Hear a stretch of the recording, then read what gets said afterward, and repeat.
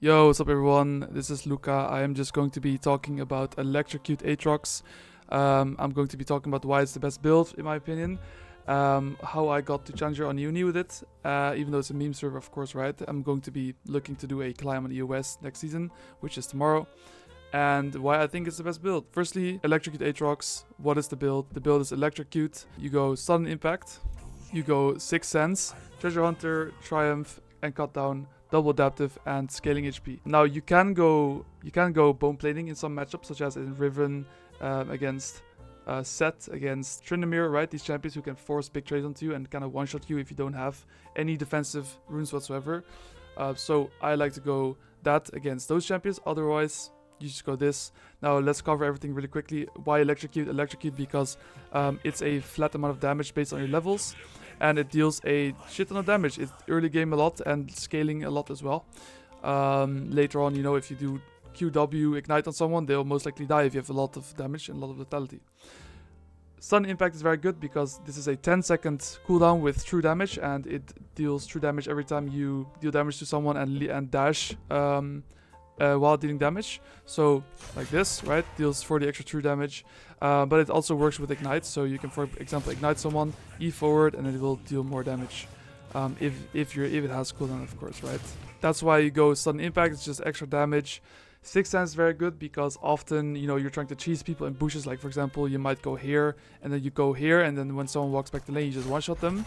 Now you will know if things are warded when you're cheesing people, so that's very nice to see. And also, if this is warded, and it's very good. Now, Treasure Hunter, this is a very good rune for snowballing. In a lot of solo queue games, you get 5 different kills or assists on different people. You need to get 1 kill per target, so you can't get 2 stacks on the same person. You need unique kills.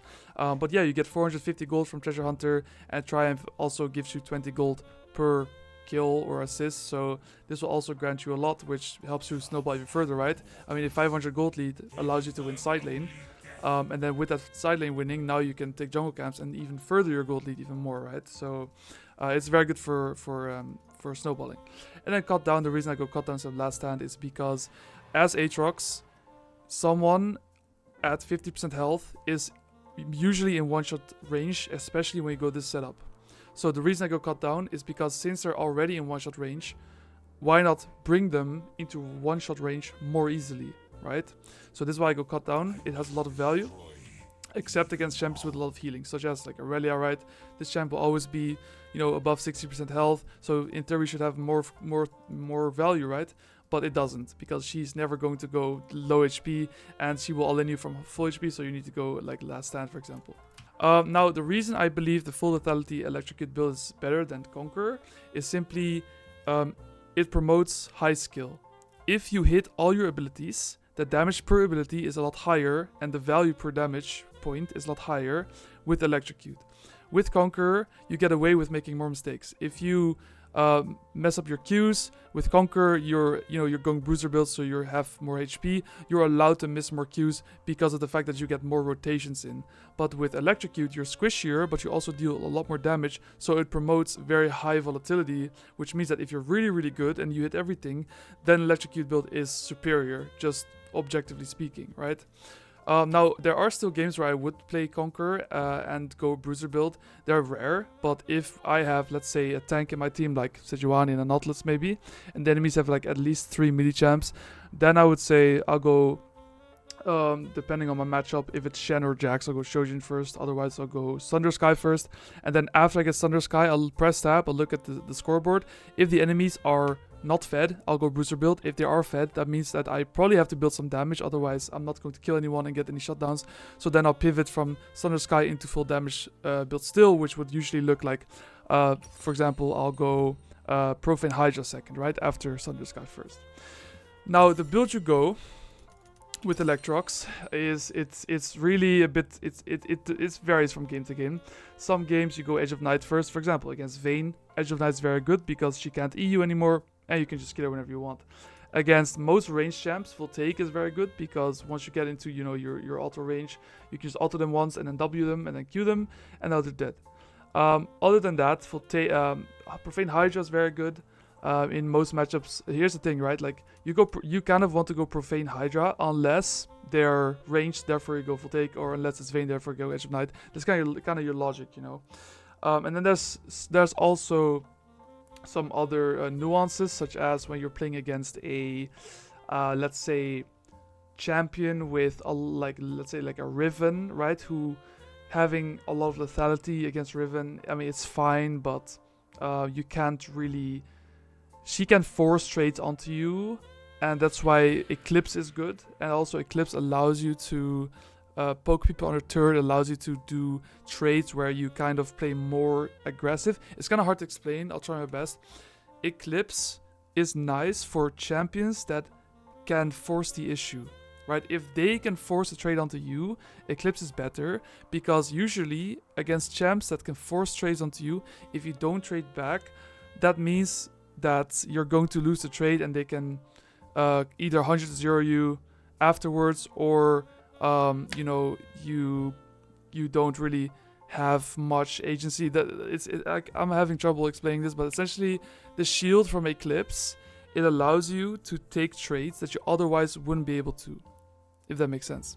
Anyway, Eclipse is good in these matchups. So against Fiora and against Riven and against Aurelia, I want to take Eclipse. Against Yone and against Sion too, because Sion, if you trade onto him, he trades back, you get the shield. If he trades onto you, you can just trade back, right? But yeah, against other champions, such as, let's get an example, against Teemo, for example, right? Teemo, I would maybe go Profane Hydra, because I can't really use my Voltaic. He has a blind. Edge of Night's kind of useless, so I would go Profane against Teemo. And Profane helps you proc your Electrocute a lot easier, because you can just like QW, Profane, boom, Electrocute procs, right? So yeah, usually that's what your build path looks like. So it's very variable. And in many of my games, I'll just go Eclipse first against most bruisers, actually. And then second item will be depending on the game state. So if you're really snowballing hard, you're like 6 kills, you know, you go Hubris for the extra, you know, snowballing. If you're not snowballing that hard, you usually just go Edge of Night second into Serata's third. Or if they have like a lot of, you know, Lucian Nami in their team, or like an Enchanter support, you can go Voltaic into Serata's. If they have no armor whatsoever in their team, you don't have to go Serata's. You can go this. You can also just go like this, right? But yeah, you just want to build lethality essentially. If they have like a lot of shield value, like a Karma and a Riven in their team, you can go Serpent's Fang forth. And then comes like the defensive item. So my defensive item of choice is usually Edge of Night. But on top of that, if the enemies have a lot of AD and I'm snowballing, I really like going GA. Because GA allows you to take any fight you want, right? It allows you to take bad fights, good fights. Essentially, every team fight is just guaranteed win. Because when you're snowballing and you're the win condition, the enemies have to focus you. They have to use their important cooldowns on you.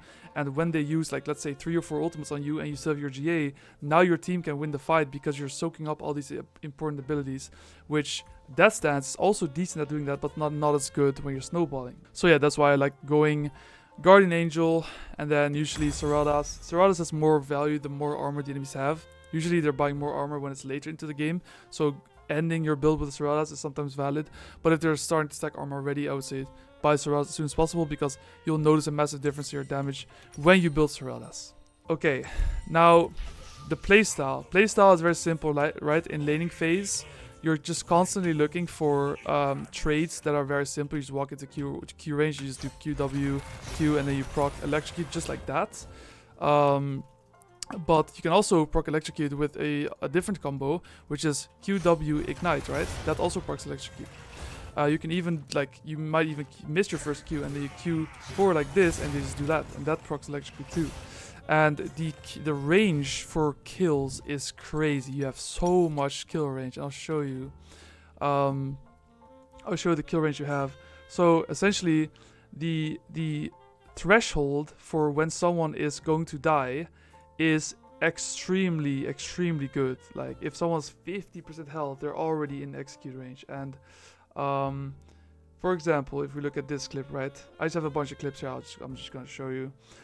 This guy is 430 health. I have level 1 Q. I hit 1 Q forward. This was enough to kill him. Like, I didn't even auto him. I didn't even use my third Q. He was in kill range at 450 health. like I just QW forward, Q ignite, he's dead. I didn't even hit my auto attack or a third Q on him. He just died just like that. So yeah, your kill range is pretty damn disturbing. It's actually really disgusting on this this setup. And you can see that my early game plan was just to get like a 2-wave crash. The wave is bouncing towards me. Now when the wave is like kind of pushing towards me slowly, that's when I walk up and look for those trades. And all you need is, and this is why we go cut down, right? We already had 62 cut down value in this game so far. And so this is the reason we go cut downs, because it's easier to put people in this kill threshold. Second play, yeah, we can check out this one, for example, right? In this case, I have level 3 Q and I have pickaxe. Well, this clip will speak for itself. She dies there. There you go. This clip here, same. Oh, this is the same clip. Oh yeah, this one. Oh, yeah, this is the same game, but level 2 Q here. I have like, so how much health does she have? Okay, 360. So we hit QW, Q, and she's dead, right? And that's all we did. We just hit QW, Q. She just instantly gets popped here. And so here's the thing, right? When you go ignite with Electrocute, you are kind of just cheating because you can proc so easily. And a lot of matchups, the only matchup I wouldn't go igniting is Sion, because the champion just kind of out-tempos you if you don't have TP. But when you go ignite, yes, matchups are more volatile. It's harder, right? And I'll show you, for example, Jace, right? Jace is gonna be a lot harder when you don't have TP, because this champion, especially if you go deep blade, every little bit of poke is gonna stick to you because you're not running second wind and you're not running D shield, right? So when he pokes you, it's really gonna stick. So you can see that in this matchup, I'm really trying to avoid getting poked a lot, and we're really just respecting a lot and dropping a lot of CS early. So this is the downside. You have to drop some CS early game in order to be at a higher HP so that you are allowed to trade once level 3 hits. Because once that level 3 mark comes, that's when you can look for those aggressive trades, because you can do a full combo on people, right? So early game, you're just gonna have to respect. You're gonna have to pop your potion to get to higher HP. Look how many means I drop here, right? I drop like 4 or 5 range creeps, because if I last hit those, he's gonna attack me, and I don't want to be any lower than I am already.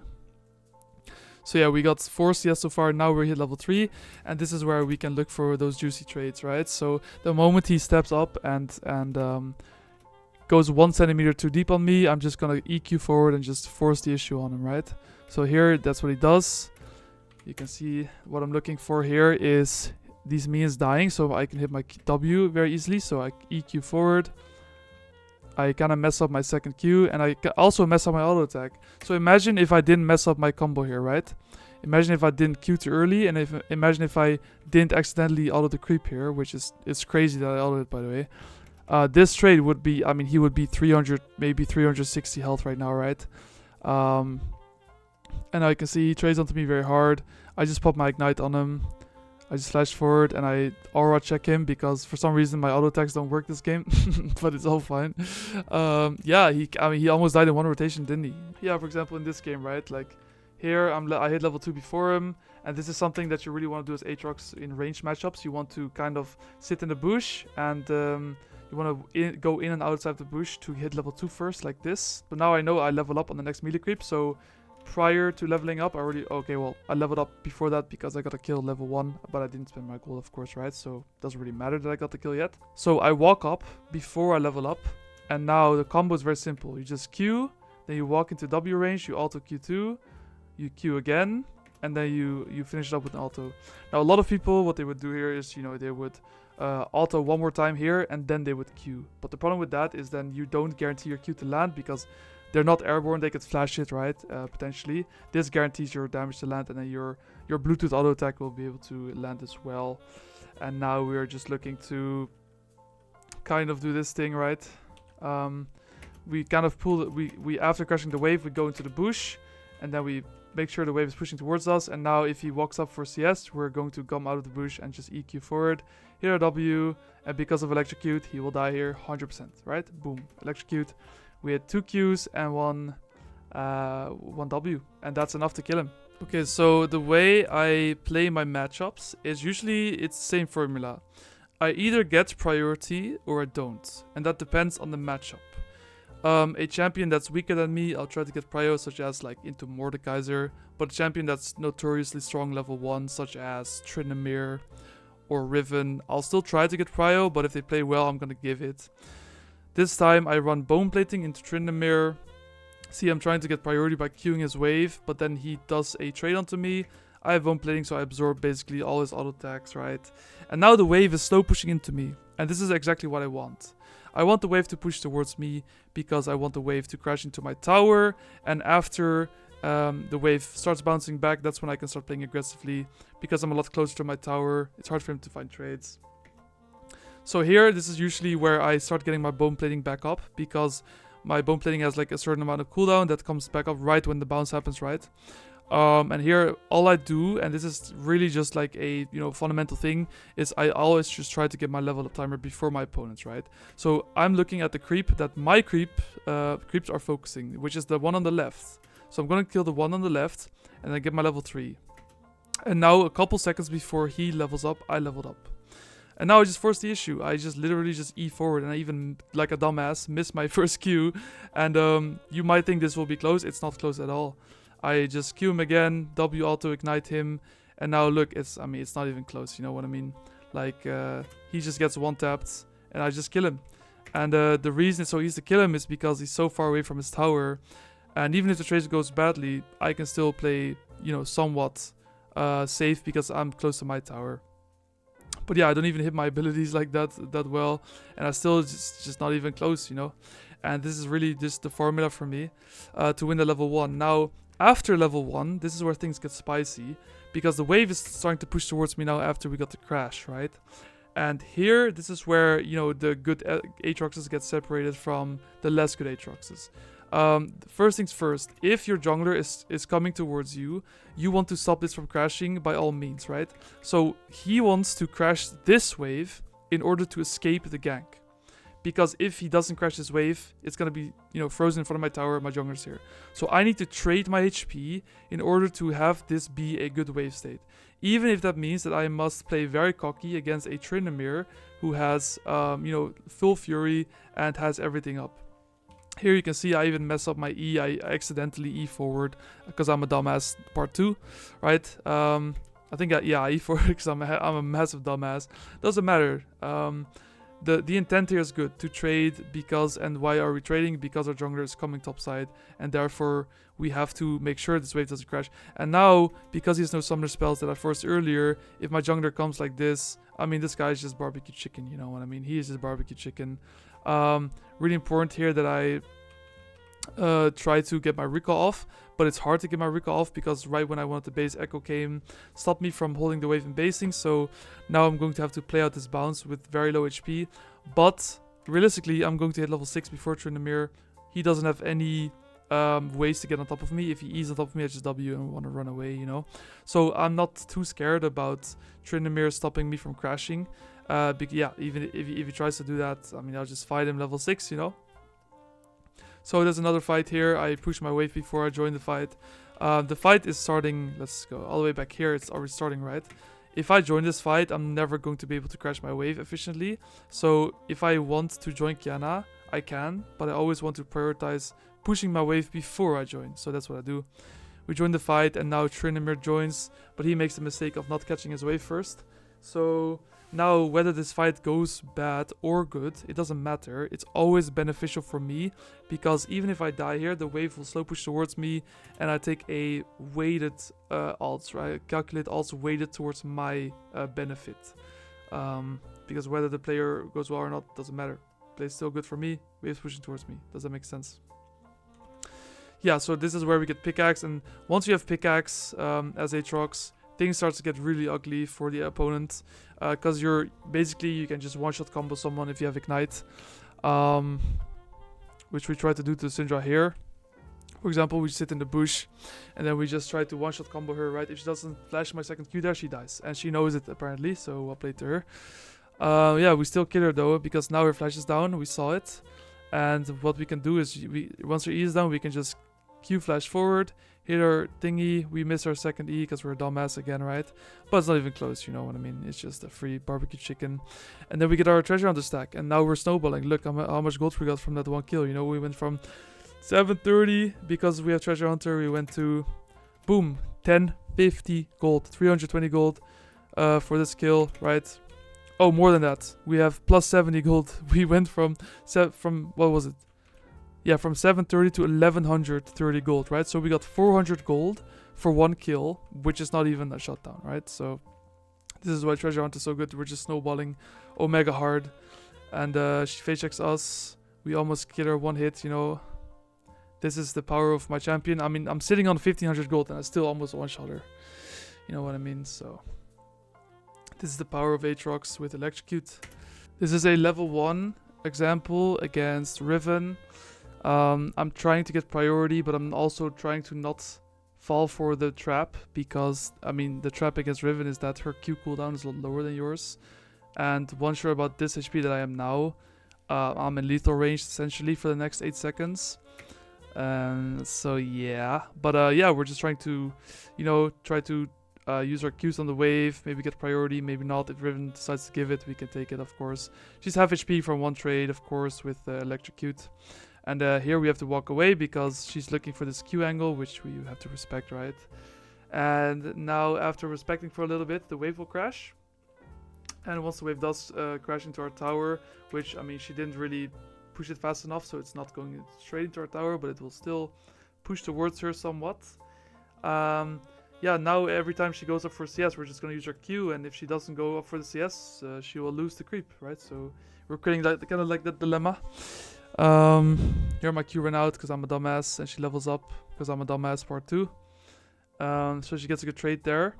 Now, despite me being a dumbass, it's still fine because we're playing Electrocute, and we can just, I mean, at this HP, she's already in lethal for us, you know what I mean?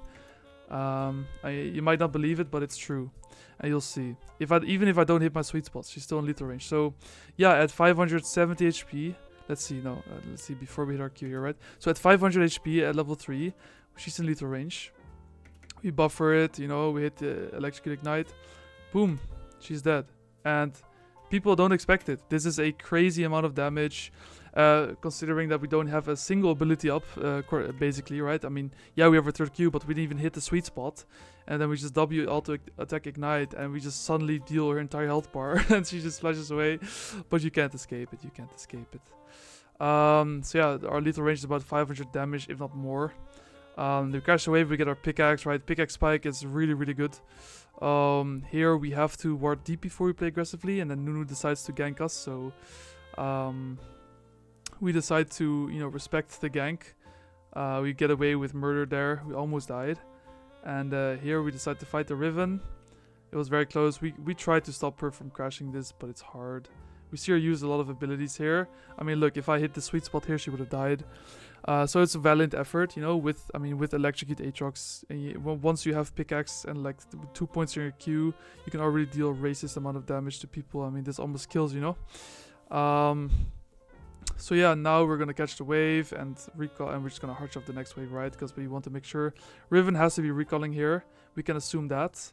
So we're going to just shove the wave in as hard as we can so that we can actually get our recall off. Now we come back and Riven catches us off guard with a level up timer. Well played by her. She levels up during the trade and kills us. We should have respected that. Now we come back though to the lane, get the crash. And this is where, you know, the wave is even. We have Ignite, we have Electrocute, we have everything up. We just want to play slow. We want to, every time she goes up for a last hit, we want to use our Q like that. And just play slow, and all we need is one good trade. We don't want to E forward unless her abilities are down. Otherwise, we're just going to get one tapped, of course. Now we have 4 points in Q, which is, we're really strong right now. That Q dealt 200 crit. Because of cut down and the sun impact, of course, right? And pickaxe. So yeah, and this is why I go cut down sun impact, because I only need to hit 1 or 2 EQs forward before she's in lethal range. And once she's in lethal range, which is, by the way, a super high threshold, I mean, she has to be maybe, like, now she's in lethal, right? Like, right now, I could literally ult, flash, Q, W, auto ignite, and she's dead, right? So yeah, the lethal range threshold is ridiculous on this champion with this setup. She goes in, I'm just gonna ult. And that's a kill. Isn't that crazy? That's a kill. Oh, like, this is unironically insane, by the way. It's so insane how much damage. Like, look at this. She's 750 health. This is literally, this is lethal right here. Without hitting my third Q. Look at that. It's broken. It is absolutely broken. And yeah, all you have to do is hit your abilities, which I get it, guys. It's hard to hit your abilities. I know. But yeah, if you can hit your abilities, I mean, this is the truth, guys. This build is really, really strong.